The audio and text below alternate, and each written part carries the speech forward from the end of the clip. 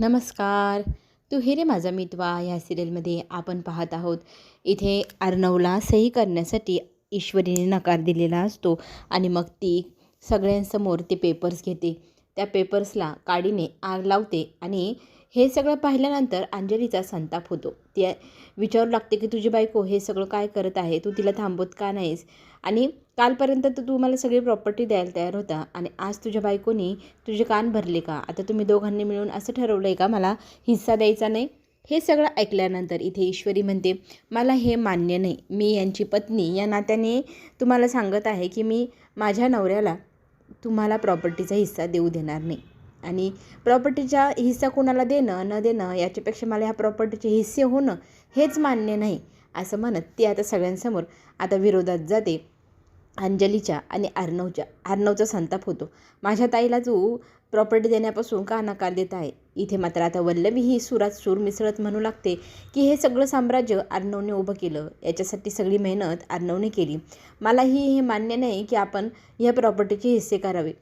आता आकाशही तेच म्हणू लागतो, सगळं काही दादाच तर पाहतो आपलं, मग काय गरज आहे प्रॉपर्टीचे हिस्से करणं वगैरे.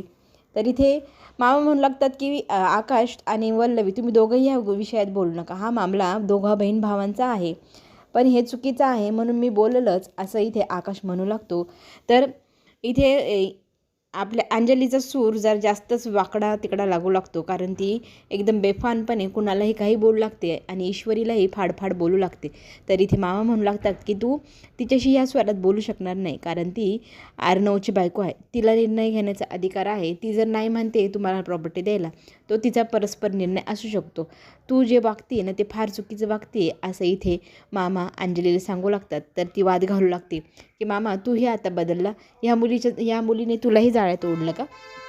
ही मुलगी आहेच लबाड, तू हिचा खरा चेहरा ओळख अर्णव. आणि तुझी ताई आणि तुझ्या बायकोमध्ये तुला एकाला निवडायला हवं. मला असं वाटतं ती चुकीची आहे. तू आत्ताच पाहून घे, प्रॉपर्टीसाठी ती तुला हाताशी धरते हे तुला दिसत नाही, म्हणून मी तुला सावध करण्यासाठी हा सगळा खेळ खेळते, हे एवढं तरी तुला कळायला पाहिजे. पण इथे ईश्वरी तिच्या निर्णयावर ठाम आहे आणि प्रॉपर्टीचा हिस्सा ती करू देणार नाही, असंही ती म्हणू लागते. आता अंजली मात्र संतापून जाते. सगळेजण इथे अंजलीच्या विरोधात जातात.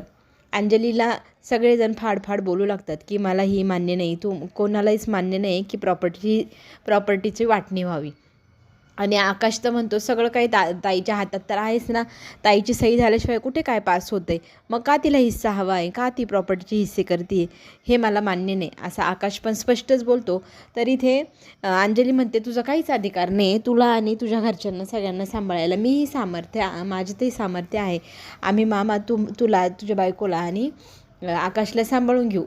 इथे मामा म्हणू लागतात की सांभाळून घेण्याचा विषयच नाही आहे, मला फक्त एवढंच म्हणणं आहे की प्रॉपर्टीचे वाटणे होऊ नये आणि आज झाल्या तरी त्या तुमच्या सगळ्यांच्या संमतीने व्हाव्या. आता इथे ईश्वरीने नकार दिला आहे नवऱ्याला की इथे तुम्ही प्रॉपर्टीचे हिस्से करायचे नाही, सही अजिबात द्यायची नाही, हा माझा परस्पर पूर्ण निर्णय. पण आता इथे अर्णवचाही राग आणि द्वेष वाढत चालला ईश्वरीबद्दल. आणि इथे अंजली ही रागारागाने म्हणू लागते की तुझी बायको तुला एवढी तुला कान भरवते, तू तिचंच सगळं ऐकतोय. ती इथे त्याला म्हणू लागते की माझ्यावर विश्वास ठेवा, मी जर असा विरोध करते तर त्याच्या मागे काहीतरी कारण असेल ना. तर इथे ती डोळ्यांनी खुणवते की फक्त शांत राहा, आता तरी ह्या तावातावाने असे निर्णय घेऊ नका. इथे अंजली काही बाई बोलून निघून जाते. तर अर्णव ईश्वरीला खोलीत घेऊन जातो आणि म्हणू लागतो की तू का प्रॉपर्टीची वाटणी करू दिली नाही? तर ती म्हणते तुम्हाला कळायला हवं, आजी घरी नाही आणि असे निर्णय परस्पर तावातावाने घ्यायचे नसतात. आणि आत्ता या क्षणाला अंजली स्वतःच्या मनाने असं बोलत नाही, तिला कोणतरी शिकवतंय समजवतंय, तसंच ती वागते. ती प्रेमात आंधळी झाली आहे, तिला राकेशचा खरा चेहरा माहिती नाही आहे, ती प्रेमापोटी हे सगळं तो सांगतोय तसं करत चालली आहे, एवढं तर आपल्याला कळायला हवं ना. आता तरी मी तिच्या हिट लिस्टमध्ये आहे, ते मला मान्य आहे. तिने माझा कितीही तिरस्कार केला तरी मला मान्य आहे, फक्त ह्या प्रॉपर्टीचे हिस्से होऊ नये ह्या प्रॉपर्टीवरती जेवढा तुमचा अधिकार, जेवढा अंजलीताईचा अधिकार, तेवढाच मामा, मामी, आजी, आकाश सगळ्यांचाच अधिकार आहे. आणि अर्धा हिस्सा करता करता जर आपल्या कंपनीचं जर वाटोळ झालं तर तुमच्या सात्विका आईच्या नावाने जी कंपनी आहे तिचं नावाची किती मोठी बदनामी होईल. आणि सगळेजण रस्त्यावर आले तर मला तर सवयी एका खोलीत संसार मी मांडू शकते, तुम्हीही बहिणीच्या प्रेमासाठी राहू शकतात, पण घरच्यांचा तरी विचार करा. आणि गणू बाप्पाची शपथ घेऊन सांगते, मी सगळ्यांचा विचार करून मी अंजलीताईच्या विरोधात गेले असं पूर्णपणे व्यवस्थित समजावून सांगितल्यानंतर इथे अर्णवचे डोळे उघडतात. त्याच क्षणाला इथे एक कॉल येतो अर्णवला आणि अर्णव बाहेर खाली जातो. इथे जाताना ईश्वरीलाही सोबत घेऊन जातो. इकडे मात्र अंजली लगेचच फोन करून तिच्या नवऱ्याला सगळी खबर बातमी देऊ लागती की इथे ना काय काय चालू आहे. त्या भामट्या ईश्वरीने अर्णवला पेपरवर सही करू दिलेली नाही, ती किती लबाड आहे. तर इथे तो म्हणू लागतो की मला असं वाटतंय की आपण काहीही करून लीगल ॲक्शन घेऊन का होईना ही प्रॉपर्टी आपल्या हातात घ्यायला हवी. त्या ईश्वरीने अर्णवला चांगलंच मॅनिप्युलेट केले. आपल्या बाळाचा विचार आपल्याला करायला हवा, भविष्याचा. प्रॉपर्टी आपल्या हातात असली तर आपल्या बाळाची भविष्य सिक्युअर राहील की नाही. तर ती त्या गोष्टीला तयार होते. आता इथे मात्र दादा आलेले, तेही राजेशला शोधायला आणि त्याला हवे पैसे. इथे तो हमरीतुमरी करू लागतो. अर्णव काय सांगतो ते ऐकायला तयार नसतो आणि दादागिरी करत कॉलर पकडू लागतो. तर इथे अर्णव इतका संतापतो आणि त्याचा हात पिळत त्याला मारू लागतो आणि म्हणू लागतो की माझा अजिबात मूड नाही मारामारी करण्याचा, फक्त आपण शांतपणे बसून काही गोष्टी बोलू शकतो, तर माझ्यावरती ताव तोडायचा नाही, फक्त शांततेने आपण बसून बोलूया असं अर्णवचं म्हणणं असतं. त्याची माणसं त्या अर्णववरती धावून येत असतात. त्यांना तो फक्त हाताने खुणवतो आणि दादाला म्हणतो आपण बसून बोलूया का, आपल्या दोघांच्या फायद्याचं असलं काही तर इथे दादांना लक्षात येतं की आपण इथे मारामारी वगैरे करायला नको, आपण बोलून हा प्रश्न सॉल्व करूया. ठरल्याप्रमाणे ती सगळेजण एका ठिकाणी बसतात.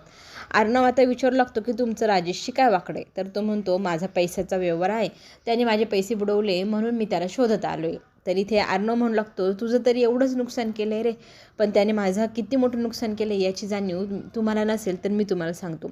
त्याने माझ्या बहिणीला प्रेमाच्या जाळ्यात ओढलं, आता तर आमच्या घरात भांडणंही लावले. बघता बघता तो आता प्रॉपर्टीत हिस्सा मागत आहे.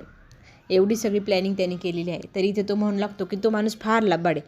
त्याने आत्तापर्यंत कितीतरी मुलींना नादी लावलं, त्यांच्या प्रॉपर्ट्या बळकावल्या आणि तिथून फरार झालेला आहे. पैशासाठी तो माणूस फार लोभी आहे, तो काहीही करू शकतो असं सगळं काही इथे ते दोघंजणं बोलू लागतात. आता इथे अर्णव त्याला रगड पैसे देतो आणि म्हणू लागतो की तू माझ्यासाठी काम करशील का. तर दादा म्हणतो मी कोणासाठी काम वगैरे करत नाही, माझं फक्त एकच दैवत ते म्हणजे पैसा असेल तर मी काहीही करेल. तरी ते ब्लँक चेकवरती सही करून अर्णव त्याच्या हातात देतो आणि म्हणतो मला ना राजेशच्या विरोधामध्ये पुरावे आणून दे, आणि ते पुरावे जर तुम्हाला आणून दिले आणि आपण दोघांनी मिळून जर त्याला जेलमध्ये टाकलं तर मी तुला हवे तेवढे पैसे देईल. ब्लँक चेक मी तुला लिहून देतो आहे, बँकेत मी सांगितल्याशिवाय तो वाटणार नाही.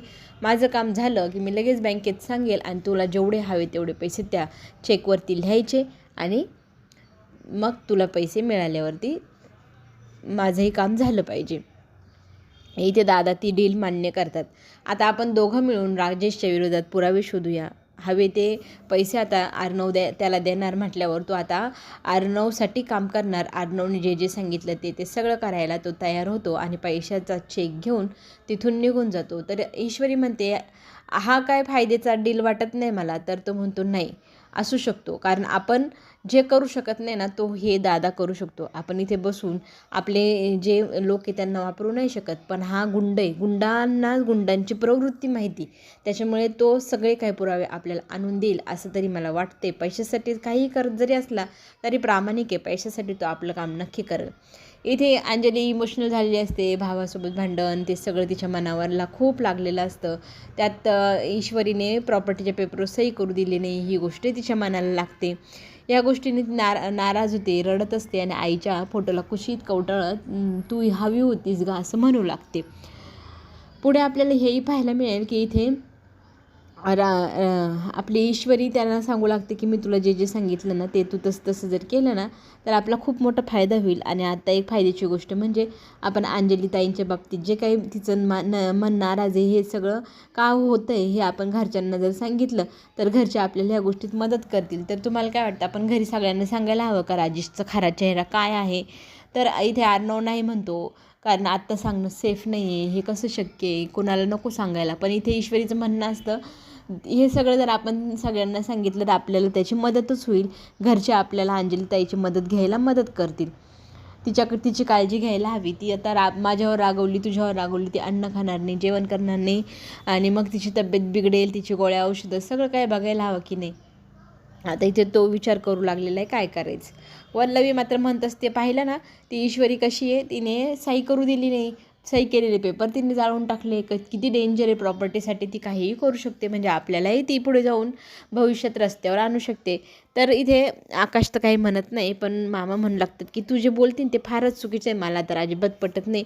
आणि ईश्वरी तसली मुलगी नाही, ती कधीही कुणाचं वाईट होईल असं वागणारच नाही. आणि आत्ताही तिने जर असा निर्णय घेतला तर तिच्या मागे कुटुंबाचाच विचार असणार, हेही मला माहिती आहे. तरी ती वल्लवी म्हणते, तुम्ही दोघांना एकदम संत विचाराचे, तुम्हाला ना काय सांगते मी, तुम्हाला माझं म्हणणंच कळत नाही. तर तिचं म्हणणं असतं की प्रॉपर्टीचा हिस्सा आपणही मागायला हवा आणि आपल्यालाही प्रॉपर्टी मिळायला हवी. हे मामांना पटत नाही आणि मामा वाद घालून आता तिथून निघून जातात. वल्लवी मात्र विचार करू लागते की काहीही करून प्रॉपर्टी आता आपल्या ताब्यात घ्यायला हवी, कारण राजेश हे सगळ्या प्रॉपर्टीच्या मागावर आहे. आता इथे अंजलीताईसाठी ताट ईश्वरी भरते, पण आपल्या हातून काही ताई जेवणार नाही हे तिला माहिती आहे. मग तिने एक युक्ती केली की घरामध्ये आता मामी आहे, आजी तर घरी नाही आहे, तर मामींना सांगावं की ताईला जेवू घाला. मग ती फोन करून इथे वल्लवीला म्हणू लागते की तुम्ही ताईंना जेवण भरवायला ताट भरून घेऊन जाता का. तर ती म्हणते, आता तू मला ऑर्डर सोडणार, आता घरातल्या घरात फोनवरती तुझी ऑर्डर मी ऐकायची, मी रिकामी नाही, चल असं म्हणत ती धुडकवून लावते. आणि ईश्वरीचं म्हणणं त्याच वेळेला नेमकी ताई किचनमध्ये येते. तर ताईला ईश्वरी म्हणते की मी तुमच्यासाठी ताट बनवलं आहे, तर तुम्ही जेवायला घ्या ना. तर ती म्हणू लागते की मला तुझ्या हातचं एक कणही नको, अन्नाचा पाण्याचा थेंबही नको. तुझा खरा चेहरा मी आज पाहिलेला आहे, तू प्रॉपर्टीसाठी काय काय करू शकते ते मी पाहिले. इथे ईश्वरी त्यांना रिक्वेस्ट करते, प्लीज असं करू नका, पण तिथून ती निघून जाते, जेवण करायचं नाही म्हणते. इथे दादांनी फोन करून अर्णवला सांगितलेलं आहे की हा राकेश मस्तपैकी गोव्यामध्ये एका बाईसंग मज्जा मारत आहे. हे ऐकल्यावर अर्णवचा संताप होतो. चला तर मग पुढे येणारा ट्विस्ट काय आहे हे पाहण्यासाठी चॅनलला लाईक करा, सबस्क्राईब करायला विसरू नका. आपण पुन्हा भेटू. धन्यवाद.